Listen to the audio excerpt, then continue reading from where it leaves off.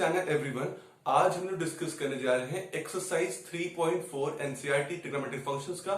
आज देखते हैं फर्स्ट क्वेश्चन क्या है बेटा। फर्स्ट क्वेश्चन है find the principal and the general solution of the equation tan x is equal to √3। आपको इक्वेशन दिया है tan x is equal to √3, इसका प्रिंसिपल और जनरल सॉल्यूशन निकालना होता है।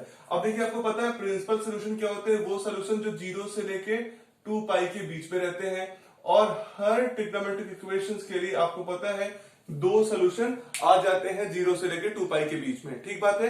आइए देखते हैं, देखिए जब ऐसा क्वेश्चन लगाते हैं तो हम एक बात ध्यान देते हैं, क्वेश्चन को देखते हैं। जैसे बोलो tan x is equal to √3, तो tan x की वैल्यू √3 मतलब पॉजिटिव का वैल्यू आ रहा है। तो आप एक बार तुरंत ये कोऑर्डिनेट सिस्टम बनाने के लिए फर्स्ट सेकंड थर्ड फोर्थ वाला, ये 0 हो गया बेटा, ये π/2 है, ये पाई है, ये 3π/2 है। ठीक बात है।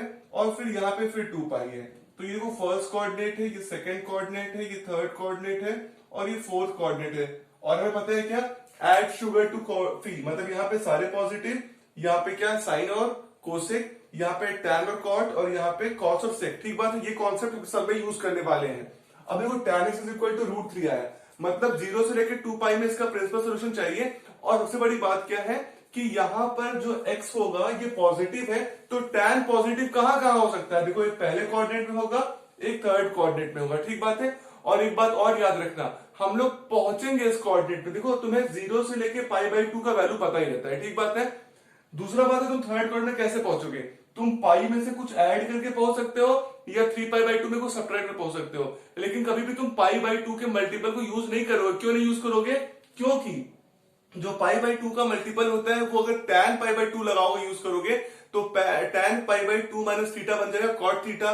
तो ऐसा यूज नहीं करने वाले हम लोग क्या यूज करेंगे, पाई का। और देखते हैं, तो जब भी क्वेश्चन है tan x is equal to √3, तो हम वहां पर यूज क्या करेंगे, पहले लिख लेंगे tan x।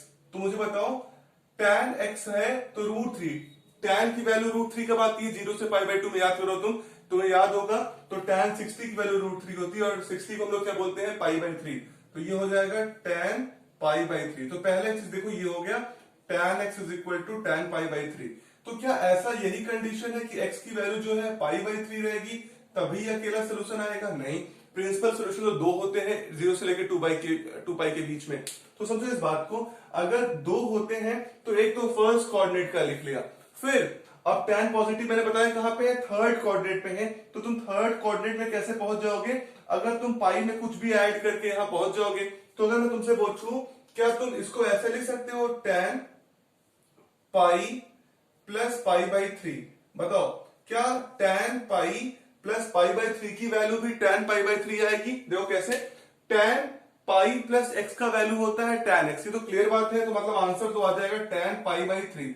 अब पॉजिटिव की नेगेटिव ये डिपेंड किस पे करता है, ये डिपेंड करेगा आप किस कोऑर्डिनेट पे गए। तो देखो तुम पाई से कुछ जोड़ के आए इसमें, तो तुम थर्ड कोऑर्डिनेट में आ गए, और थर्ड कोऑर्डिनेट में आ गए तो थर्ड कोऑर्डिनेट में tan और कॉट क्या होता है, पॉजिटिव।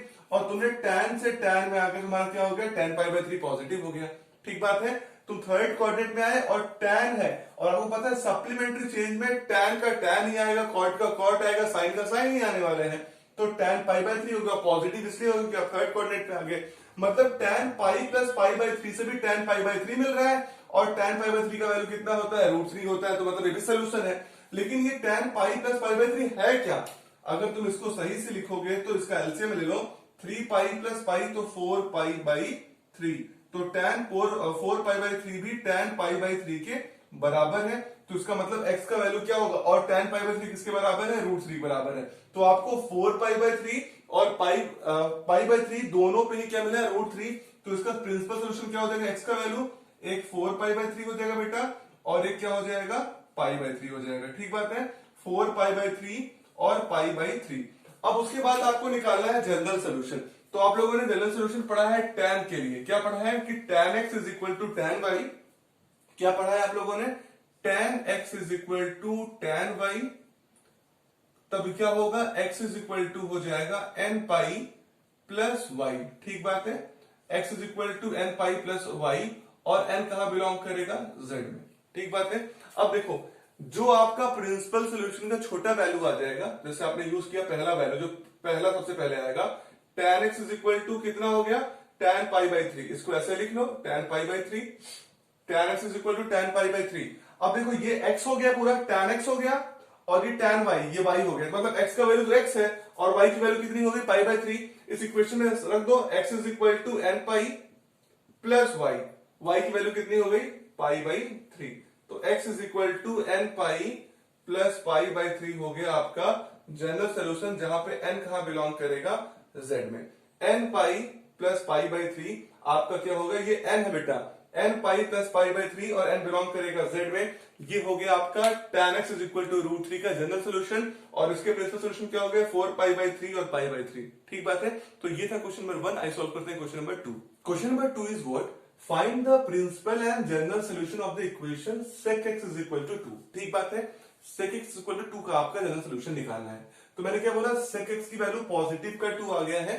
तो पहले आप ध्यान से रखिए, पहला जो एक काम करते हैं कि 2 0 से लेके पाई बाई 2 के बीच में कब sec की वैल्यू 2 आती है। आपको पता है कि sec क्या होता है, उल्टा होता है cos का। कंफर्म बात है, sec cos का उल्टा है। तो मतलब मैं पूछूं cos की वैल्यू 1/2 कब आती है, तो आप बोलोगे सर 60 डिग्री पे, मतलब पाई बाई 3 पे। इसका मतलब sec का वैल्यू 2 कब आया होगा, पाई बाई 3 पे। इसका मतलब है sec पाई बाई 3। इसका मतलब आपको मिल गया sec x is equal to sec pi by 3। ठीक बात है। तो पहला काम यही लिखेंगे आप, sec x is equal to sec pi by 3। मतलब x की वैल्यू क्या मिल गई तुम्हें, x की वैल्यू मिल गई पाई बाई 3। तो मतलब पहला सोल्यूशन जो है ये पाई बाई 3 हो गया। तो क्या अकेला यही प्रिंसिपल सोल्यूशन होने वाला है? आपको पता है 0 से लेकर 2 पाई है, तो आपको 2 बार ऐसा जरूर मिलने वाला है। तो एक बात समझो, अगर x की वैल्यू पाई बाई 3 आया है, तो मैं आपसे बोला था कि ये 2 आ रहा है, तो आपका sec x पॉजिटिव है। तो sec x पॉजिटिव 2 बार हो सकता है। एक फर्स्ट कोऑर्डिनेट में आपको याद है ऐड शुगर टू कॉफी, तो जहां पे cos पॉजिटिव होगा वही उसका भाई से भी पॉजिटिव होगा। तो फोर्थ कोऑर्डिनेट में आपका क्या होगा, sec भी पॉजिटिव होगा। तो ये पाई लिख लो और ये कितना लिख लो 3 पाई बाई 2 लिख लो, और यहाँ पे 2 पाई लिखो।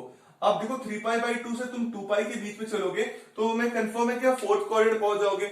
और मैं बोला हूं क्या आपको फोर्थ कोऑर्डिनेट पहुंचना है, तो फोर्थ में तुम 3 पाई बाई 2 में जोड़ के पहुंच सकते हो या 2 पाई में सब्ट्रैक्ट करके पहुंच सकते हो।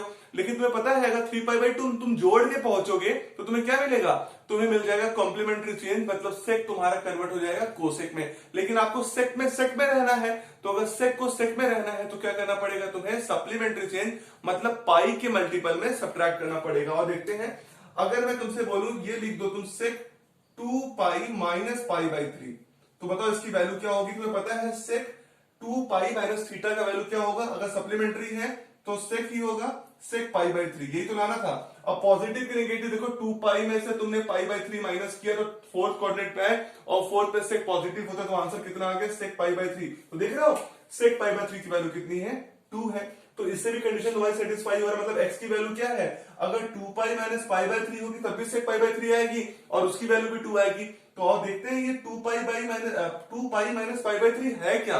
तो अगर ध्यान पूर्वक देखो, ये अगर एलसीएम लो तो 3 टू 6 पाई माइनस पाई 5 पाई, तो ये हो गया 5 पाई बाई 3 की वैल्यू भी किसके बराबर है, सेक पाई बाई 3 के बराबर है, और साथ साथ बराबर है 2 के। तो इसका मतलब अगर मैं तुमसे पूछूं तो सोल्यूशन कितना हो जाएगा तुम्हारा, x is equal to pi by 3 हो जाएगा, और एक कितना हो जाएगा 5 पाई बाई 3 हो जाएगा। तो ये हो गया आपका प्रिंसिपल सोल्यूशन। ठीक बात है। लेकिन हमें दूसरा क्वेश्चन क्या निकालना है, जनरल सोल्यूशन। तो जनरल सोल्यूशन आप लोगों ने पढ़ा होगा किसके लिए, कॉस के लिए। अगर cos x is equal to बेटा क्या है, cos y है, तो x इज इक्वल टू क्या है formula, 2n pi plus minus y, और n कहां बिलोंग करेगा आपका z में, n कहां बिलोंग करेगा z में। ठीक बात है।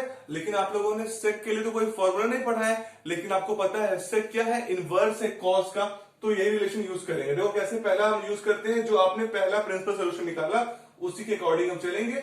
sec x is equal to sec pi by 3, जो पहला प्रिंसिपल सोल्यूशन होगा, समझ रहे हैं, जो सबसे स्मॉलेस्ट प्रिंसिपल सोल्यूशन होगा वही यूज हम करने वाले हैं। तो सेक पाई बाई 3 हो गया, लेकिन आपको लाना पड़ेगा cos के फॉर्म में। तो अगर मैं कहूं इसको तुम यहां डिवाइड कर दो, तो ये 1 इज इक्वल टू हो जाएगा sec pi by 3 upon sec x। ठीक बात है। अब हमें सेक से cos बनाना है, तो तुम इस सेक पाई बाई 3 को यहाँ 1 से डिवाइड कर दो और ये 1 ऐसे रहने दो। तो अगर मैं बोलूं ये सेक पाई बाई 3 तुम यहां लेते हो, तो 1 अपॉन सेक पाई बाई 3 हो जाएगा, और is equal to 1 upon sec x हो जाएगा, है कि नहीं, हो गया सेक एक्स। अब देखो तुम एक बात समझो, अगर मैं तुमको यहां पे यूज करके दिखाऊं कि 1 अपॉन सेक पाई बाई 3 कितना हो जाएगा, बताओ, cos पाई बाई 3 हो जाएगा, और 1/sec x कितना हो जाएगा, cos x हो जाएगा। तो इसको मैं पहले लिखता हूं 1/sec x is equal to cos x हो गया, और 1/sec π/3 कितना हो गया, cos π/3 हो गया। तो आपने पढ़ा है क्या, cos x is equal to cos y है, तो x is equal to 2n pi plus minus y है। तो देखो ये x हो गया और y की वैल्यू कितनी हो गई, π/3, तो रख लो x इज इक्वल टू कितना हो जाएगा, 2n पाई प्लस माइनस π/3। तो y की वैल्यू कितनी हो गई, π/3, और आपका ये n कहां बिलोंग करेगा, z में। कहां बिलोंग करेगा, z में। क्लियर बात है, तो एकदम आसान सा कॉन्सेप्ट था बेटा, क्लियर है। तो ये था क्वेश्चन नंबर 2। आई सॉल्व करते हैं क्वेश्चन नंबर 3।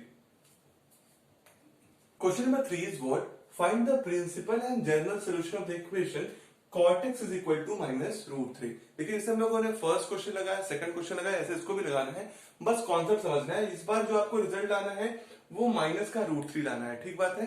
अब समझिए इस बात को, माइनस का √3 लाना है तो cot का वैल्यू जो है वो नेगेटिव आ रहा है। तो आपको पता है ये फर्स्ट कोऑर्डिनेट है, ये सेकंड है, और ये थर्ड और ये फोर्थ है, ठीक बात है।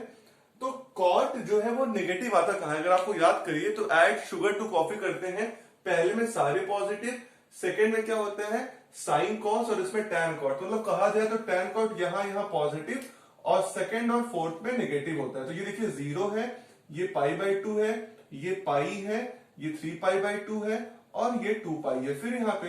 तो कहने का मतलब है अगर आपका ये cot नेगेटिव आ रहा है तो कंफर्म है बेटा ये सेकंड कोऑर्डिनेट में और फोर्थ कोऑर्डिनेट में बिलोंग कर रहा होगा, ठीक बात है। आइए समझते हैं इस बात को। देखिए cot x is equal to अगर लिखा है तो √3, आप बताइए √3 किसकी वैल्यू होती है cot में, अगर आपको पता है cot 30 की वैल्यू होती है √3, मतलब cot π/6 की वैल्यू।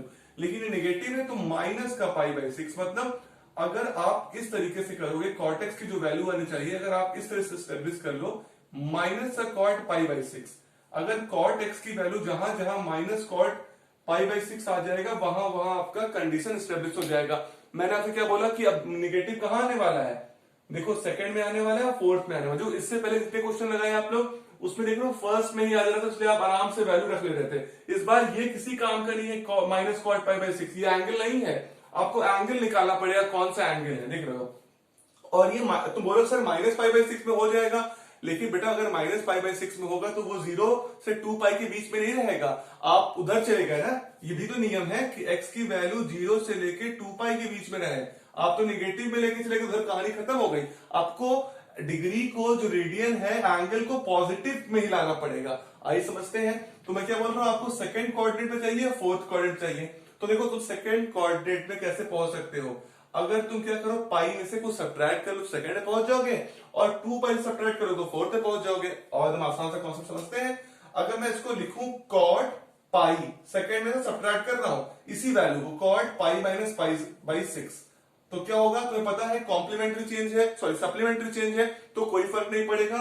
cot पाई में से π/6 माइनस करने में क्या आएगा, cot π/6। अब पॉजिटिव की नेगेटिव, देखो तुम पहुंच गए सेकंड कोऑर्डिनेट पे, और सेकंड में cot क्या होता है नेगेटिव, तो आंसर क्या आ गया माइनस का cot π/6। और ये जो चाहिए था कि cot पाई माइनस π/6 की वैल्यू हो गई माइनस cot π/6, मतलब ये तो अपना कहानी बन गया। ये भी चाहिए था कि माइनस cot π/6 रिजल्ट आए, तो चेक करो किस वैल्यू के लिए आई है, cot 6π माइनस पाई, तो 5π/6 के लिए आपका क्या वैल्यू आ रही है, माइनस का cot π/6, या इसे आप कह सकते हो माइनस का √3, ठीक बात है। तो एक जो प्रिंसिपल सोल्यूशन मिला वो मिल गया आपको 5π/6, जो सेकंड कोऑर्डिनेट में लाई कर रहा है। अब ऐसा कोई और वैल्यू जिसके लिए क्या आपको माइनस cot π/6 मिले, वो फोर्थ कोऑर्डिनेट है। अगर आप 2π में से सब्ट्रैक्ट कर लो और देखते हैं, अगर तुम इसको ऐसे लिखते हो cot 2π माइनस π/6, तो देखो पता है सप्लीमेंट्री चेंज है, तो 2π में से अगर तुम माइनस करोगे तो फोर्थ कोऑर्डिनेट में आओगे, और 2π 3π पाई से माइनस करते हैं तो सप्लीमेंट्री चेंज में कोई भी एंगल में फर्क नहीं पड़ता है, तो cot का क्या रहेगा फंक्शन, cot ही रहेगा, और जो सब्ट्रैक्ट हुआ वही लिखा जाएगा cot π/6। अब निगेटिव की पॉजिटिव देखो, तुम आ गए फोर्थ कोऑर्डिनेट में, और फोर्थ कोऑर्डिनेट में cos और sec पॉजिटिव होता है, cot तो निगेटिव होता है, तो आंसर क्या हो गया माइनस का cot π/6। अब देख रहे हो 2π माइनस π/6 का भी वैल्यू कितना हो गया, माइनस का cot π/6, ये जो चाहिए था हमें, और इक्वल टू कितना होगा माइनस का √3, तो मतलब ये भी सोल्यूशन है। अब ये किस वैल्यू के लिए आया, तो इसको देखो ये है 6 to the 12, 12 माइनस 11 माइनस 1 11π/6 के लिए भी आपका कितना है माइनस का cot π/6, और बराबर है माइनस का ही √3। तो देख पा रहे हो ये जो 11 पाई बाई 6 की वैल्यू आई, ये भी क्या है, वही एग्जैक्ट वैल्यू है, प्रिंसिपल सोल्यूशन है जो फोर्थ क्वाड्रेंट में लाई कर रहा है। तो मैं कहूं x की दो वैल्यूज क्या हो गई, जो आपके लिए क्या है, x की वो दो वैल्यूज कौन सी हो गई, जो 0 से लेकर 2 पाई b के बीच में लाई कर रही है, जो सोल्यूशन है वो क्या है आपका, एक बेटा हो गया 5 पाई बाई 6, मतलब x is equal to 5 pi by 6, और एक कितना हो गया 11 पाई बाई 6। तो ये तो आपका प्रिंसिपल सोल्यूशन हुआ। अब आपको निकालना है जनरल सोल्यूशन। तो आपको जनरल सोल्यूशन कॉट का नहीं पता है, लेकिन इसके भाई का पता है, tan का। तो क्या पता है कि tan x is equal to tan y, ठीक बात है। तो x इज इक्वल टू क्या होता है, n पाई प्लस y, ठीक बात है। तो पहले हम लोग रिलेशन को अपने लिख लेते हैं। तो देखो रिलेशन अपना है, जो पहला प्रिंसिपल सोल्यूशन आया उसी को लिखते हैं। तो cot x is equal to कितना हो गया, cot 5 पाई बाई 6, ठीक है। जो पहला प्रिंसिपल सोल्यूशन है उसी को लिखते हैं हमेशा 5 पाई बाई 6, ठीक। अब देखो इसको कन्वर्ट करना पड़ेगा tan में। तो अगर मैं तुमसे कहूं इसको इधर ला दो, cot x अपॉन कर दो बेटा cot 5 पाई बाई 6, क्लियर है। तो इस तरह कितना बच जाएगा 1, ठीक। अब क्या करो, इस cot x को इधर डिवाइड कर दो, तो देखो कितना हो जाएगा, देखना।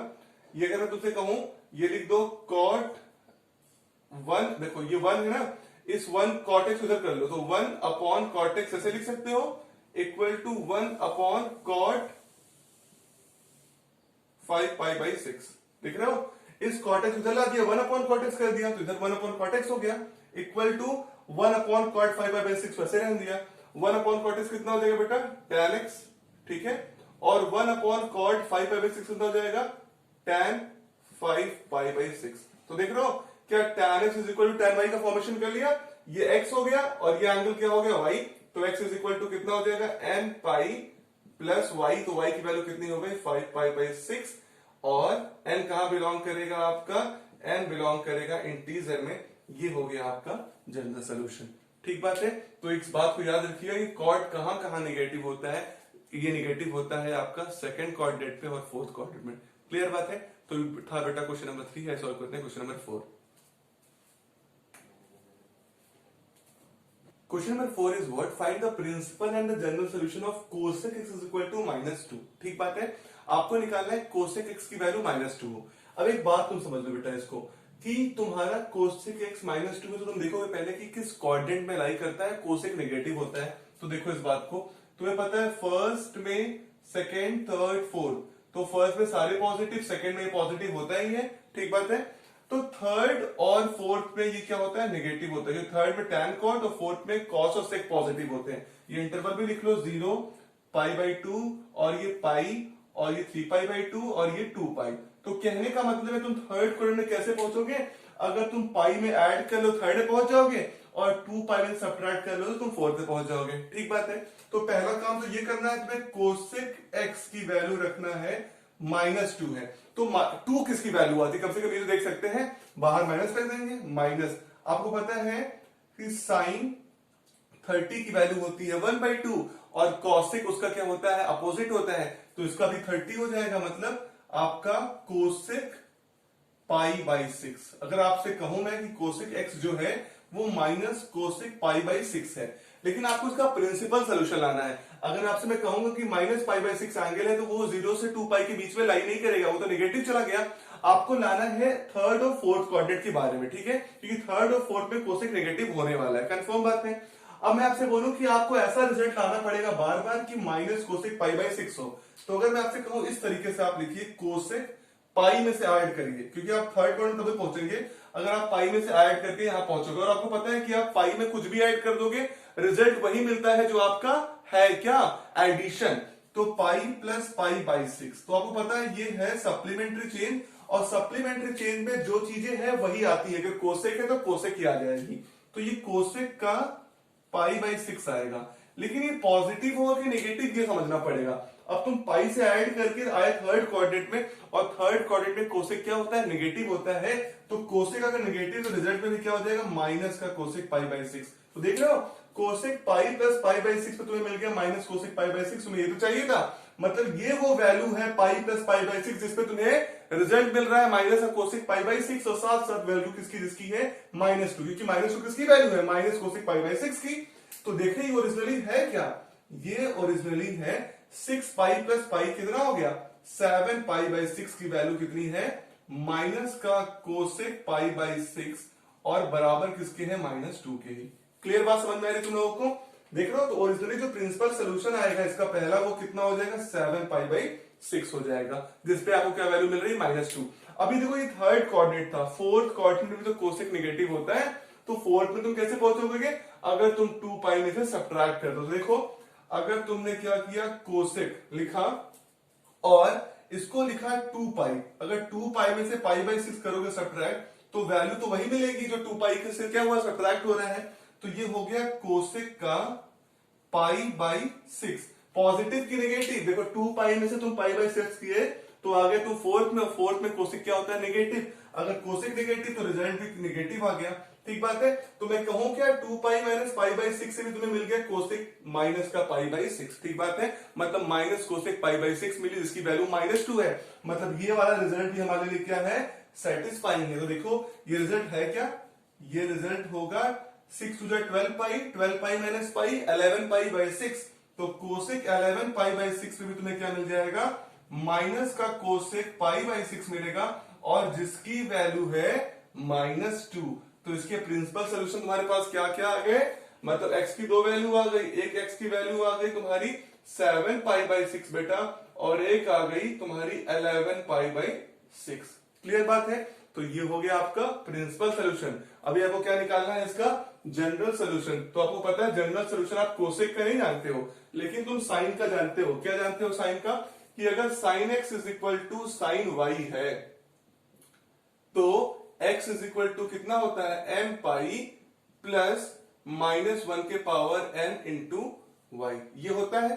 ठीक बात है, तो जो हमारे पास सोल्यूशन है प्रिंसिपल उसके अकॉर्डिंग हम सेट करें अगर ऐसे, तो कोसेक x की वैल्यू कितनी हो जाएगी, जो पहला प्रिंसिपल सोल्यूशन है कोसेक 7 पाई बाई 6, मतलब क्या कहा जाए 7 पाई बाई 6 पे -2 मिल रहा है तो ये सोल्यूशन हो गया।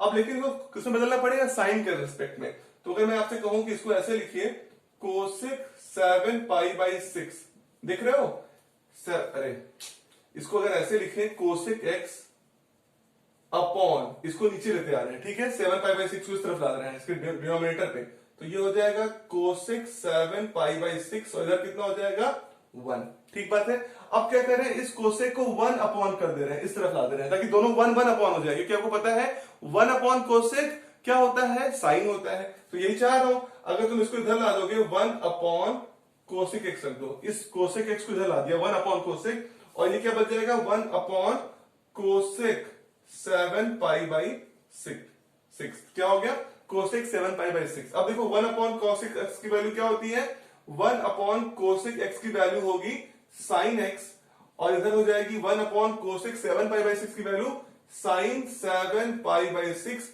अब देख रहे हो ये हो गया sine x is equal to sine y के फॉर्म में, तो जनरल सोल्यूशन निकाल लोगे, और y की वैल्यू कितनी हो गई 7 पाई बाई 6। तो रखो x is equal to n pi plus -1 के power n into y 7 pi by 6। Clear बात है, तो ये हो गया आपका जनरल सोल्यूशन, और n कहां बिलोंग करेगा इंटीजर z में। क्लियर बात है, तो याद रखिएगा कि कोसेक आपका कहां कहां negative, that is in third और फोर्थ कोऑर्डिनेट। थर्ड में पाई में से आप ऐड करके फोर्थ पे 2 पाई में सब्ट्रैक्ट करके पहुंचोगे। ठीक बात, ये था क्वेश्चन नंबर 4। आई सॉल्व करते हैं question number 5। Number 5 is what, find the general solution of the equation cos 4x is equal to cos 2x।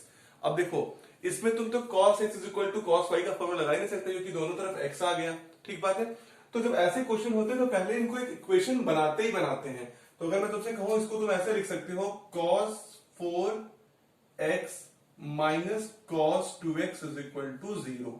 ठीक बात है, अब एक बात तुम समझो, ये बन के cos a minus cos b। ठीक बात है, तो तुम्हें पता है cos a minus cos b का तुम फॉर्मूला जानते हो, क्या जानते हो फॉर्मूला, ये होता है कितना -2 sine a plus b by 2 और into sine a minus b by 2। ठीक बात है, जैसे हम लोगों ने डेरिवेशन किया था वैसे ही स्टेटमेंट ये बन गया। ठीक बात है, अब इसमें आप फॉर्मूला लगाते हैं, ये बन जाएगा -2 साइन a प्लस b, तो 4x plus 2x upon 2 into sine फिर से 4x minus 2x upon 2 equal to 0। ठीक बात है। आइए फिर से फॉर्मूला लगाएं, जोड़ते हैं। -2 साइन, देखो भाई इस बात को, 4x प्लस 2x कितना होता है, 6x बाई 2 कितना हो जाएगा, 3x। तो 2 sine 3x into 4x minus 2x कितना होता है, 2x बाई 2 कितना हो जाएगा, 1। तो sine x is equal to 0। अब कंडीशन ये हो गई कि -2 sine 3x into sine x is equal to 0। अब कहानी ये हो सकती है कि दोनों लोग का मल्टीप्लाई करने पे 0 आ रहा है, तो क्या 0 हो सकता है, हो सकता है साइन 3x 0 रहा हो या साइन x 0 रहा हो। तो ये हो सकता है पहला condition, sine 3x is equal to 0 हो सकता है, या sine x is equal to 0 हो सकता है। ठीक बात है। अब देखो तुम्हें पता है कि जो साइन है वो कब 0 होता है, साइन कब 0 होता है, आपको पता है जब साइन n पाई के मल्टीपल में होता है तो उस समय साइन 0 होता है। तो अगर मैं तुमसे कहूं कि जो 0 लिखा है ये साइन n पाई लिखा होगा ना, अगर ऐसे लिखा है sign 3x is equal to 0 बेटा, तो इसको मैं लिख सकता हूं साइन n पाई। ठीक बात है कि 0 हमेशा साइन n पाई के मल्टीपल पे आएगा, मतलब इसका मतलब है दोनों का एंगल बराबर होगा, 3x is equal to n pi हो जाएगा। क्लियर बात है कि नहीं। तो अगर sign 3x is equal to 0 है, मतलब 0 कब आया है, साइन n पाई जब है, तो इसका अगर कहो एक बार लिख दो, sign 3x is equal to है 0, मतलब साइन n पाई है तब 0 आ रहा है। आपको पता है साइन हर n पाई के मल्टीपल 0 देता है, तो इसका मतलब 3x और n पाई बराबर होगा कि दोनों एंगल ही है, तो 3x is equal to n pi होगा। इसका मतलब क्या हो गया, x is equal to n pi by 3 हो जाएगा। क्या हो जाएगा, x is equal to n pi by 3 हो जाएगा। अभी आपने ये सॉल्व किया, x की वैल्यू n पाई बाई 3 हो सकती है, या और क्या होगा, sine x is equal to 0, तो यहां पे भी वही कंडीशन, कब 0 होगा, जब साइन n पाई होगा। ठीक बात है। तो देखो इसका मतलब x इज इक्वल टू कितना हो जाएगा, n पाई हो जाएगा। तो देख रहे हो आपका x की वैल्यू क्या होगी, n पाई बाई 3 होगी, या x is equal to n pi होगा। ये आपका हो जाएगा solution of this particular equation. Clear बात है। तो ये था क्वेश्चन नंबर 5। आइए सॉल्व करते हैं question number 6। Question number 6 is what? Find the general solution of the equation cos 3x plus cos x minus cos 2x is equal to 0। अब यहाँ पे 3 बार से x के कंडीशन बन गए हैं, तो हमें पहले इसको सॉल्व करना पड़ेगा। देखो सॉल्व कैसे कर पाए, अगर हम 3x और x को एक साथ ले लें और cos 2x को अलग कर दें, तो इससे फायदा क्या होगा, हम किसी को दो को एक साथ ले सकते हैं, लेकिन 3x और x को लेने से ये फायदा हो रहा है कि 3x प्लस x कितना, 4x बाई 2 2x आ जाएगा, और उसके बाद cos x में 3x माइनस में से x करेंगे तभी 2x बाई x आएगा। तो मतलब एक वैल्यू ये आएगी, फ्रैक्शनल फॉर्म नहीं बनने वाला है। तो देखो अगर मैं कहूं इसमें मैं cos a plus cos b का फॉर्मूला लगा दूं, आपको पता है cos a plus cos b का फॉर्मूला कितना होता है, 2 cos a plus b by 2 into cos a minus b by 2, ये फॉर्मूला आपका cos का होता है। ठीक बात है। तो आइए लगाते हैं इस फॉर्मूले को, यहां पे अगर दोनों में लगाएंगे तो ये हो जाएगा 2 cos a 3x plus x by 2 into cos 3x minus x by 2। ठीक बात है। तो क्या हो गया, cos a plus b by 2 और cos a minus b by 2 minus का cos 2x is equal to 0, ये कंडीशन हो रही है। अब देखो और लगाओ फॉर्मूला, 3x प्लस x कितना हो गया 4x, 4x बाई 2 कितना हो गया 2x, तो ये हो गया cos 2x into 3x minus x कितना हो गया बेटा 2x, 2x बाई 2 कितना हो गया x, तो cos x minus cos 2x is equal to 0।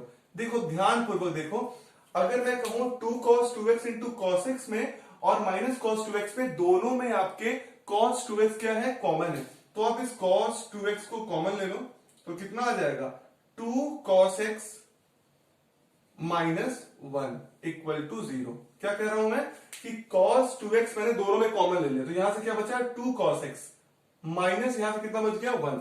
अब देखो क्या हो सकता है कि आपका cos 2x 0 हो सकता है या 2 cos x माइनस 1 0 हो सकता है। तो देखो ऐसे लिख सकते हैं इसको, ये कंडीशन ये होगी cos 2x is equal to 0 होगा या 2 cos x minus 1 equal to 0 होगा। ठीक बात है। अब देखो cos 2x is equal to 0 मतलब अगर मैं कहूं तुमसे पूछूं cos कब 0 होता है, cos की किस वैल्यू के लिए 0 होता है, cos की वैल्यू कब 0 होती है, तो तुम कहोगे जब सर cos क्या होता है, n पाई का मल्टीपल नहीं होता है, इस बार किसका मल्टीपल होता है 2n प्लस 1 पाई बाई 2, या मैं कहूं जब ऑड मल्टीपल होता है पाई बाई 2 का तब cos 0 होता है और sin n पाई के मल्टीपल पे 0 होता है। तो cos 2n plus 1 into pi by 2, या मैं कहूं odd multiple of pi by 2 पे क्या होता है, 0 होता है। तो अगर मैं इसको कहूं 0 कब ये हुआ होगा, तो देखो ऐसे लिख सकता हूं cos 2x is equal to 0 कब हुआ होगा, जब cos की वैल्यू कितना होगा 2n plus into pi by 2, या odd multiple of pi by 2 रहा होगा। तो इसका मतलब दोनों के एंगल बराबर रहा होगा उसमें। तो 2x is equal to 2n plus 1 into pi by 2 के बराबर रहा होगा।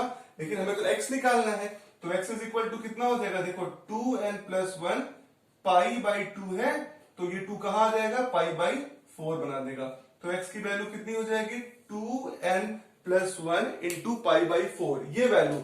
और अभी और वाला कंडीशन बचा है, तो और क्या हो सकता है, अगर 2 cos x माइनस, फिर से लिख देता हूं, 2 cos x minus 1 equal to 0 होगा, तो इसका मतलब क्या होगा, 2 cos x is equal to 1 हो गया, तो cos x की वैल्यू कितनी हो जाएगी, 1/2 हो जाएगी। ठीक बात है। तो इसको और सॉल्व करूं, तो अब मुझे बताओ तुम लोग, cos x is equal to 1/2, तो 1/2 cos x की वैल्यू कब होती है, जब किसका मल्टीपल होता है, cos 1/2 कब आता है, जब आप 60 डिग्री होता है। तो इसका मतलब इसको लिख सकते हो cos x is equal to कितना बेटा, cos पाई बाई 3। तो अभी देखो फॉर्मूला किसका बन गया, इसको मैं ऊपर फॉर्मूला हटा देता हूं 2 cos वाला। तो देखो ये फॉर्मूला किसका बन गया, अगर मैं इसको और ऊपर लिख देता हूं ताकि एकदम आसान हो जाए आपके लिए, ये हो गया cos x is equal to 1/2, तो cos x is equal to 1/2 कब होता है, पाई बाई 3 पे, तो cos पाई बाई 3 हो गया। अब देखो फॉर्मूला किसका बन गया, cos x is equal to cos y। General solution क्या होता है आपका, कि अगर cos x is equal to cos y है, तो इसका मतलब x इज इक्वल टू कितना होगा, 2n pi plus minus y। तो y कितना हो गया, पाई बाई 3 हो गया, x ये हो गया, तो इसका सोल्यूशन क्या बन जाएगा, x is equal to 2n pi plus minus y की वैल्यू पाई बाई 3। समझ पाए आप लोग। तो जब आपका 2 cos x माइनस 1 0 होगा, तो x का वैल्यू क्या आएगा, 2n pi plus minus pi by 3, और जब cos 2x 0 होगा, तो आएगा x is equal to 2n plus pi by 4। तो इसका सोल्यूशन आप ऐसे लिख सकते हो कि x is equal to 2n plus 1 into pi by 4 और 2n pi plus minus pi by 3। तो ये आपका x की वैल्यू हो गई। क्लियर बात है। तो कॉन्सेप्ट ये था, ठीक बात है। तो ये था क्वेश्चन नंबर 6। सॉल्व करते हैं question number 7। Question number 7 is what, find the general solution of the equation sin 2x plus cos x is equal to 0। तो बेटा ये भी डायरेक्टली क्वेश्चन नहीं है, आपको इसमें थोड़ा बहुत दिमाग लगाना पड़ेगा और फॉर्मूले यूज करने पड़ेंगे। तो आइए देखते हैं। अब देखिए यहाँ पर सॉल्व करने के लिए sin 2x दिया हुआ है प्लस cos x दिया है, तो आपको पता है sin 2x का फॉर्मूला क्या होता है, 2 sin x into cos x। तो यहाँ पे रख दो, इसको रख दो अगर 2 sin x into cos x plus cos x is equal to 0। देखो आधा काम यही कंप्लीट हो गया, ठीक है। अब देखो दोनों में cos x कॉमन आ रहा है, तो cos x को कॉमन ले लो, तो ये कितना हो जाएगा, 2 sin x plus 1 equal to 0। अब कंडीशन तुम्हारी सेटिस्फाई होने वाली, देखो कैसे। अब ये cos x 0 हो सकता है या 2 sin x plus 1 equal to 0 हो सकता है। अगर दोनों मल्टीप्लीकेशन है तो ये मल्टीप्लाई में 0 हुआ होगा, चाहे ये 0 हुआ होगा तभी तो 0 आया होगा आंसर। तो कंडीशन ये हो सकती है कि cos x is equal to 0 हो जाए, या कि 2 sin x प्लस 1 की वैल्यू 0 हो जाए। ठीक बात है। तो आप पहले ये चेक करते हैं cos x is equal to 0। तो मुझे बताओ cos कब 0 होता है, आपको पता है cos 2n plus 1 into pi by 2, या odd multiple of pi by 2 पे 0 होता है। तो जहां पे तुमने 0 लिखा है वहां पे तुम लिख सकते हो कि क्या, cos 2n plus 1 into pi by 2 की वैल्यू हमेशा 0 आएगी। ठीक बात है। तो अगर दोनों के एंगल बराबर हो गए, अगर cos x 0 इसके बराबर 0 आ रहा है, तो दोनों x के एंगल और 2n प्लस 1 पाई बाई 2 भी 0 बराबर होने वाला है। तो x की वैल्यू हो गई 2n plus 1 into pi by 2। तो आपका एक x तो ये आ गया कि x is equal to for every 2n plus 1 into pi by 2 के लिए रिजल्ट 0 होने वाला है। अब कंडीशन ये वाला बच रहा है कि जो साइन के साथ है वो कब 0 हो सकता है। तो देखो अगर थोड़ा इसको ऊपर लिख दो, क्या थोड़ा सॉल्व करने में इजी हो जाएगा। याद रखिएगा कि और यही कंडीशन चल रही थी। तो देखिएगा आपने सॉल्व किया है क्या कि cos x is equal to 0 आया था, या दूसरा कंडीशन है जो और वाली कंडीशन है कि 2 sin x plus 1 is equal to 0 चल रहा था। अब इसको सॉल्व करना पड़ेगा। देखिए आइए देखते हैं। तो 2 sin x की वैल्यू हो गई आपकी -1, तो sin x की वैल्यू कितनी हो गई -1/2। ठीक बात है। अब आपको पता है साइन x की वैल्यू जो होती है वो 1/2 होती है किसके लिए, 30 के लिए, π/6 के लिए।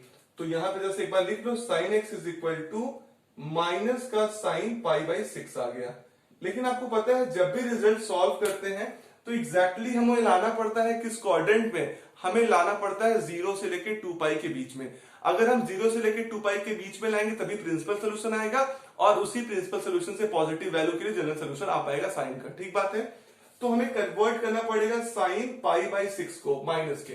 तो समझो इस बात को, आपको पता है अगर साइन सबसे पहले किस क्वाड्रेंट में आता है, -1 2 3 और ये 4। तो अगर मैं लिख दूं यहां पर ये फर्स्ट कोऑर्डिनेट, ये सेकंड कोऑर्डिनेट, ये थर्ड कोऑर्डिनेट और ये फोर्थ, ये 0, ये π/2, ये पाई, ये 3π/2 और ये 2π। फिर तो साइन सबसे पहले कहां नेगेटिव आता है आपका, फर्स्ट में ऑल पॉजिटिव, इसमें साइन, और यहां पर क्या होता है आपका टैन और कॉट पॉजिटिव होता है। तो इसका मतलब साइन तो नेगेटिव होगा। क्लियर बात है।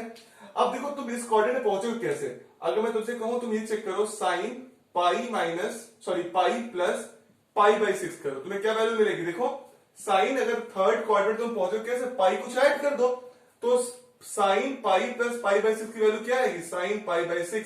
अब पॉजिटिव की नेगेटिव, देखो ये सप्लीमेंट्री चेंज था तो सप्लीमेंट्री में जैसे ही रिजल्ट आता है जो है वही आ जाएगा π/6, लेकिन पॉजिटिव नेगेटिव का काम होता है। तो देखो आप आए हो थर्ड कोऑर्डिनेट में और थर्ड कोऑर्डिनेट के हिसाब से देखो ऐड शुगर टू कॉफी में, यहाँ पे टैन कॉट पॉजिटिव और बाकी सब नेगेटिव, तो साइन भी नेगेटिव, तो आंसर हो गया माइनस का साइन π/6। तो अगर कहूं मैं कि ये जो माइनस का साइन π/6 है वो ऐसे भी आ सकता है अगर साइन पाई प्लस π/6 हो। तो इसको मैं अगर क्या कहूं तुमसे कि sine x is equal to, तुम अगर ये लिख दो जहां पे तुमने साइन का माइनस साइन π/6 लिखा होगा इसको ये लिख दो साइन पाई प्लस π/6। ठीक बात है। और मैं देखो यहां दिखा चुका हूं कि साइन का पाई प्लस π/6 की वैल्यू क्या है, माइनस का साइन π/6। तो देखो मैंने कुछ किया नहीं, इसको मैंने क्या लिख दिया, माइनस का साइन π/6, क्या साइन पाई प्लस π/6। तो साइन पाई प्लस π/6 की वैल्यू आती है माइनस का साइन π/6, यही तो वैल्यू होती है। तो बेसिकली ये किस वैल्यू के लिए हुआ, देखो sine x is equal to क्या हो गया 6π प्लस पाई, तो साइन 7π/6। अगर आपने 6 एलसीएम लिया तो अब देखो कंडीशन सही हो गई, ये भी पॉजिटिव एंगल, ये भी पॉजिटिव एंगल, अब आप निकाल सकते हो। देखो ये बात बहुत ध्यान पूर्वक समझना, मैंने क्यों इसको माइनस साइन π/6 को इस फॉर्म में लिखा, क्योंकि हम हमेशा x की वैल्यू कहां से कहां लाते हैं, याद है ना आपको, 0 से लेके 2π के बीच में लाते हैं। तो मैंने इसीलिए इसको 0 से लेके 2π के बीच में लाया। मुझे पता है, तुम्हें पता है कि थर्ड क्वाड्रेंट में साइन नेगेटिव रिजल्ट देता है, तो लेकिन एंगल तो पॉजिटिव ही रहता है ना, तो पॉजिटिव एंगल 7π/6 के लिए भी आंसर कितना आएगा, माइनस का साइन π/6। क्लियर बात है। अब इस फॉर्म में आ गया तो आप इसका जनरल सोल्यूशन निकाल दोगे। तुम्हें क्या पता है कि अगर sine x is equal to क्या है, अगर sine x is equal to क्या है, साइन y है, तो x इज इक्वल टू कितना होता है आपका n पाई प्लस -1 के पावर n इंटू y होता है। ठीक बात है, इंटू y होता है। क्लियर है। अब देखो ये तुम्हारा आ गया है क्या, sine x is equal to बेटा साइन 7π/6, तो तुम्हारा 7π/6 किसका काम करेगा, देखो y का काम करेगा, y एंगल का, इस y का। तो आप इस फॉर्म में रख दो तुम, x इज इक्वल टू कितना हो जाएगा n पाई प्लस -1 के पावर n इंटू y की वैल्यू कितनी हो गई 7π/6। ठीक बात है। तो देखो एक बार x कब हुआ था, ये कंडीशन आया, और एक x ये आया, तो दोनों को एक साथ कंबाइन लिख लो कि x is equal to 2n plus 1 into π/2 और x is equal to n pi plus -1 के पावर n इंटू 7π/6, और दोनों केस के लिए n कहां बिलोंग करेगा, z में, इंटीजर में। क्लियर बात है। तो सबसे महत्वपूर्ण कॉन्सेप्ट इस क्वेश्चन का ये था, इसको ध्यान दीजिएगा। एक बार वीडियो को पॉज करके फिर से एक बार सुन लीजिए, बातों को एकदम क्लियर हो जाएगा आपका। ठीक बात है। तो ये था क्वेश्चन नंबर 7। आई सॉल्व करते हैं question number 8। Question number 8 is what, find the general solution of the equation sec square 2x is equal to 1 minus tan 2x। Clear बात है। तो बेटा यहां पर भी डायरेक्टली नहीं है, कुछ ना कुछ इंप्लीमेंट करना पड़ेगा। अब देखो यहाँ पे कोई फॉर्मूला तुम जानते हो, sec स्क्वायर x का कोई फॉर्मूला जानते हो tan के रेस्पेक्ट में, तुम्हें पढ़ा है, देखो बचपन से ही, क्लास 10 वाले बचपन से, sec square x is equal to 1 plus tan square x, पढ़ा है, पढ़ा जरूर है भाई। अब देखो sec स्क्वायर 2x है, तो आपने एंगल तो यहाँ पे x पढ़ा है, तो कोई दिक्कत नहीं, जितना एंगल यहाँ पे करो वही एंगल वहां पे करो तो काम बन जाएगा। तो तभी वही फॉर्मूला होगा, sec square 2x is equal to यही रहने वाला है 1 प्लस tan स्क्वायर 2x। बस जाके जहां पे sec स्क्वायर है वहां पे ये इंप्लीमेंट कर दो, फॉर्मूला बन जाएगा। तो देखो जहां पे sec स्क्वायर है 2x, वहां पे तुम 1 plus tan square 2x put up कर दो, तो ये हो जाएगा 1 प्लस tan स्क्वायर 2x, ठीक है, equal to 1 minus tan 2x। Clear है? तो मैंने क्या किया, sec स्क्वायर 2x जगह पे 1 plus tan square 2x put up कर दिया। देखो दोनों तरफ पॉजिटिव 1 है, कैंसिल आउट हो गया। इसको ऐसा रखो tan स्क्वायर 2x और माइनस वाले को इधर लेते हो plus tan 2x equal to 0, ठीक है। अब देखो ये लिखा है tan स्क्वायर 2x और ये लिखा है tan 2x, ठीक बात है। और आपको पता है कि tan 2x का होल स्क्वायर भी और tan स्क्वायर 2x भी एक ही चीज है। तो अगर मैं कहूं दोनों में से tan 2x कॉमन ले लो, अगर दोनों में से tan 2x कॉमन आऊंगा तो यहां पे बच जाएगा tan 2x, ठीक बात है। एक tan 2x कॉमन हो गया, एक बच गया, और यहां क्या बच जाएगा, पूरा कॉमन हो गया तो बच जाएगा 1 इक्वल टू 0, ठीक बात है, कंफर्म हुआ। अब कहानी समझो, अब ये 0 होगा या ये 0 होगा अगर तुम्हारा tan 2x इक्वल टू 0 होगा, ठीक है। और या इसके लिए और वाला कंडीशन में इधर लिख देता हूं ताकि आपके पास स्पेस ज्यादा है और आप आराम से इसको देख सकें। तो देखो दूसरा ये 0 हो सकता है कि आपका tan 2x plus 1 equal to 0 हो जाए।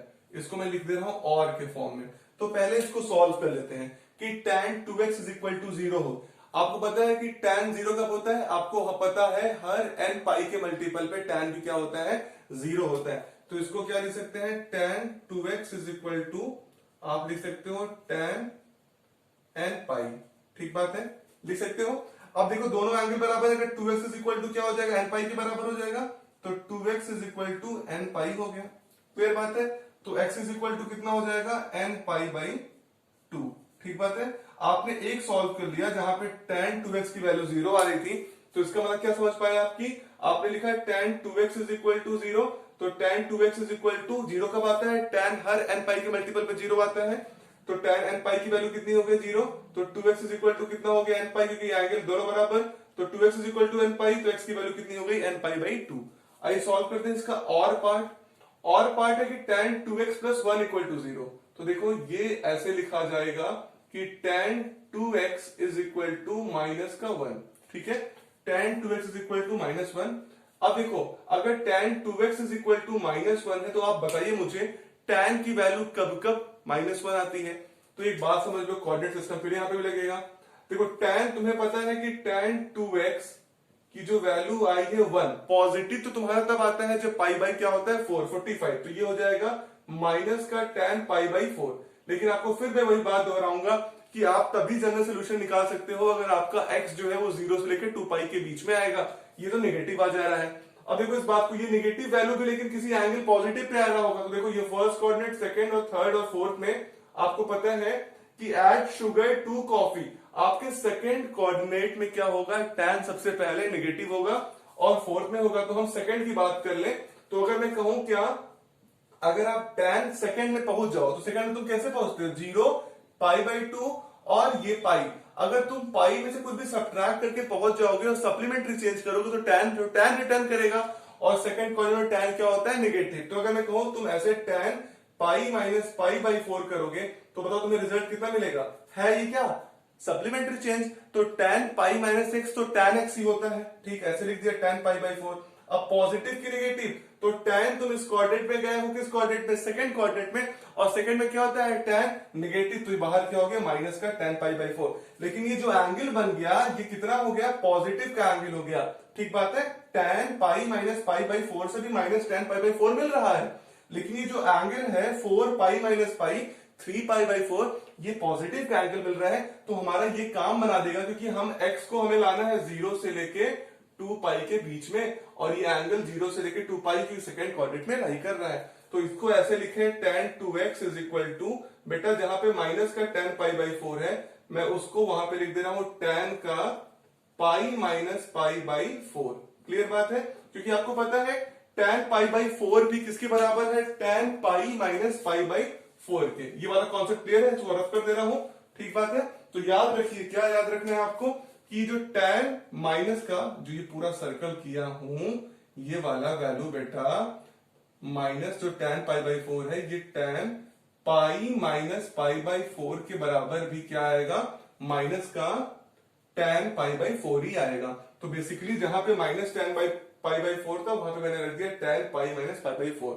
ठीक, अब देखो tan 2x is equal to कितना हो जाएगा तब, tan ये कितना हुआ 4 पाई माइनस पाई कितना होता है 3 पाई बाई 4। ठीक बात है, 3 पाई बाई 4 हो गया। अब समझो इस बात को, तुम क्या समझना है तुम्हें, तुम लोग पढ़े हो कि अगर tan x is equal to tan y के फॉर्म में तुम कर लोगे तो तुम्हारा x इज इक्वल टू होता है n पाई प्लस y, यही तो होता है सोल्यूशन। सोल्यूशन अगर x is equal to n pi plus y होता है, तो ये देखो ये tan x है, x की वैल्यू कितनी हो गई 2x हो गई। ठीक बात है, ये x बन गया, x वैल्यू 2x हो गई, और यहाँ y की वैल्यू कितनी बन गई तुम्हारी 3 पाई बाई 4। तो इसको लिखते हैं tan 2x is equal to tan 3 pi by 4। तो इसको कैसे लिखेंगे, यहां से x की वैल्यू कितनी हो गई, देखो ये 2x, ठीक, इक्वल टू n पाई, तो n पाई लिखे, प्लस y की वैल्यू कितनी हो गई 3 पाई बाई 4। लेकिन बेटा हमें तो निकालना होता है किसकी वैल्यू, x की वैल्यू, तो x की कितनी हो जाएगी, देखो यहां लाओगे तो n पाई बाई 2 हो जाएगी, और यहां लाओगे तो 3 पाई बाई 4 हो जाएगी। 4 बाई कितना हो जाएगा 3 पाई बाई 4, और यहां आएगा 8 हो जाएगा। तो ये हो जाएगा n pi by 2 plus 3 pi by 8, और ये n कहां बिलोंग करेगा, z में। तो एक बात याद रखना कि वो x की दो वैल्यू हुई, एक n पाई बाई 2 हुई, या और क्या हो जाएगी x is equal to n pi by 2 plus 3 pi by 8, और दोनों के लिए n कहां बिलोंग करेगा, z में। तो इस बात को याद रखना, जो मैंने ऐसे किया है -1 लाया है माइनस tan पाई बाई 4 से। ठीक बात है कि किस कोऑर्डिनेट में होता है, कैसे प्रिंसिपल लाते हैं। तो बेटा ये था क्वेश्चन नंबर 8। आई सॉल्व करते हैं question number 9। 9 is what, find the general solution of the equation sin x plus sin 3x plus sin 5x equal to 0। ठीक बात है, तो क्या करना है, आपको सोल्यूशन निकालना है। तो क्या करते हैं, हम किसी दो टर्म को एक साथ ले लेते हैं, किसी एक को छोड़ देते हैं। जैसे आपने से बहुत सारे क्वेश्चन लगाए हैं। तो देखिए sin 5x plus sin x अगर एक साथ लिख लूं, और प्लस sin 3x अलग कर देता हूं, तो आपको पता है फॉर्मूला क्या हो, मैं फिर से लिख दे रहा हूं। sin a plus sin b का फॉर्मूला क्या होता है, 2 sin a plus b by 2 into cos a minus b by 2, ये फॉर्मूला है। इसी फॉर्मूले को इंप्लीमेंट करते हैं, आइए देखते हैं। तो a का वैल्यू 5x हो गया, b का वैल्यू x हो गया, तो क्या फॉर्मूला लगेगा 2 sin a का value 5x plus x by 2 into cos 5x minus x by 2 plus sin 3x, ये फॉर्मूला आपका हो गया। ठीक है, अब देखो 5x plus x 6x by 2 कितना हो गया 3x, तो 2 sin 3x, देख रहे हो दोनों में sin 3x कॉमन आने लगा, into cos 5x minus x कितना हुआ 4x by 2 2x cos 2x plus sin 3x, और एक बात तो लिखना भूल गए, equal to 0 equal to 0 equal to 0। ठीक है, अब इक्वल टू 0 हुआ तो पहले एक चीज को क्या करें, कॉमन ले ले, दोनों में sin 3x कॉमन आ रहा है, तो sin 3x कॉमन लेने पे यहां से कितना आ जाएगा 2 cos 2x, सही बात है 2 cos 2x, और यहां से कितना आ जाएगा प्लस का 1 इज इक्वल टू 0। कंफर्म है ये बात सब लोगों को, देख लो भैया एकदम ध्यानपूर्वक मैं क्या बोल रहा हूं। मैंने क्या किया, दोनों में sin 3x कॉमन ले लिया, तो ये कितना हो गया 2 cos 2x प्लस यहां से कितना बच गया 1। अब कंडीशन क्या होगी कि sin 3x 0 हो सकता है, या ये 2 cos 2x प्लस 1 0 से, तो इसको इधर लिख देता हूं, और वाला कंडीशन कि 2 cos 2x plus 1 equal to 0 की अलग कंडीशन है। ठीक बात है, तो आओ बेटा इधर वाला देख लेते हैं पहले कि sin 3x is equal to 0 है। तो तुम लोगों को पता है कि sin कब कब 0 होता है, तुम लोग जान चुके हो हर बार n पाई के मल्टीपल में। तो अगर ये लिखा है sin 3x इक्वल टू 0, तो यहां पे लिख सकता हूं sin n पाई लिख सकता हूं। अगर sin n पाई लिखूंगा तो 3x और n पाई बराबर हो जाएगा, तो 3x इज इक्वल टू कितना हो जाएगा n, और पाई x इज इक्वल टू कितना हो जाएगा n पाई बाई 3, कितना हो जाएगा n पाई बाई 3। तो मतलब एक क्या है कि आपका आ रहा है n पाई बाई 3, एक x आ रहा है n पाई बाई 3 सोल्यूशन। दूसरा ये चेक करना पड़ेगा 2 cos 2x plus 1 equal to 0, तो अगर इसको कहें 2 cos 2x is equal to -1, और cos 2x is equal to -1/2। अब मुझे बताओ cos कब -1/2 आता है? आपको पता है -1/2 तो नहीं पता, लेकिन पाई 1/2 तो पता होगा तुम्हें। कब? cos 60 डिग्री पे, मतलब इसको लिख सकते हैं माइनस का cos π/3। ठीक बात है। अब तुम लोगों को कॉन्सेप्ट समझना पड़ेगा।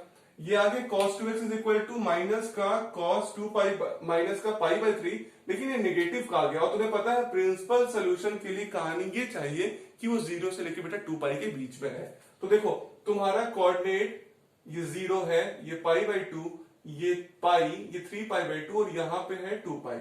तो cos यहाँ तो पॉजिटिव, लेकिन जब पहले सेकंड क्वाड्रेंट में तुम आते हो तो यहाँ पे cos नेगेटिव होता है। तो अगर मैं तुमसे कहूंगा तुम पाई में से पाई में से तुम सब्ट्रैक्ट करके पहुंच जाओगे सेकंड क्वाड्रेंट पे, तो वहां cos तुम्हारा नेगेटिव होगा। तो मुझे बताओ क्या तुम cos पाई माइनस π/3 की वैल्यू क्या होगी बता सकते हो? क्या माइनस cos π/3 होगी?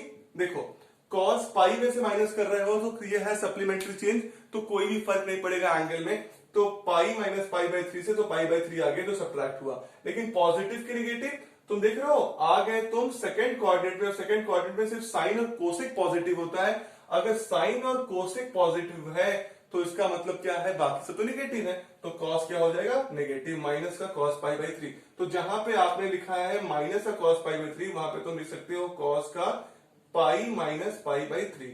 इसके फायदे समझ लीजिए। इसके फायदे ये है कि फायदा ही जरूरी है, जरूरी नहीं फायदा ही नहीं, जरूरी है। क्या जरूरी है? कि आपको 0 से लेकर 2π के बीच में रखना पड़ेगा। अगर 0 से 2π के बीच में नहीं रखोगे तो आप प्रिंसिपल सोल्यूशन, जनरल सोल्यूशन निकाल ही नहीं सकते। तो इसका मतलब हो गया cos 2x is equal to, ये देखो cos कितना है? Pi minus π/3। तो ये इसकी वैल्यू देखो 3π माइनस पाई, तो 2π/3, ये 2π/3 है। तो देख रहे हो, ये हो गया। अब आपको पता है कि अगर cos x is equal to cos y है तो x इज इक्वल टू कितना होता है? 2nπ plus minus y। ये जनरल सोल्यूशन है कि नहीं है? तो इसका जनरल सोल्यूशन कितना हो जाएगा कि यहां पर x की वैल्यू 2x हो गई, y की वैल्यू कितनी हो गई? 2π/3। तो लिखो x की जगह पे क्या रखना पड़ेगा? 2x इज इक्वल टू, ठीक, 2nπ, तो 2nπ प्लस माइनस y की वैल्यू कितनी है? 2π/3। ठीक बात है। अब देखो हमें तो x की वैल्यू चाहिए, तो x के लिए क्या करना पड़ेगा? डिवाइड। x की वैल्यू कितनी आ जाएगी? देखो 2nπ/2 आएगा, तो ये कितना हो जाएगा? nπ, और प्लस माइनस 2π/3 आएगा, तो 2π/3/2 आ जाएगा, तो कितना हो जाएगा? π/3। तो x की वैल्यू कितनी आ गई बेटा? nπ plus minus π/3। और स्टार्टिंग में ही था और वाला, और x is equal to nπ/3, और दोनों के लिए n कहां बिलोंग करेगा? z में। कहां बिलोंग करेगा? n बिलोंग करेगा z में, दोनों ही कंडीशंस के लिए। तो x की वैल्यू nπ/3 आई या nπ प्लस माइनस π/3 आई, और दोनों में n कहां बिलोंग करेगा? z में। तो बेटा ये था एक्सरसाइज 3.4। अगर आपको अभी भी कोई डाउट है एक्सरसाइज में तो आपका कमेंट बॉक्स में स्वागत है, आप कमेंट करिए। और अगर आपको एक्सरसाइज अच्छा लगा हो, समझ में आ गया हो, और ये वीडियो भी अच्छा लगा हो, आपको अच्छा लग गया हो, तो इस वीडियो को लाइक करिए, चैनल को सब्सक्राइब कर दीजिए, इस वीडियो को शेयर करिए। आपका बहुत बहुत धन्यवाद।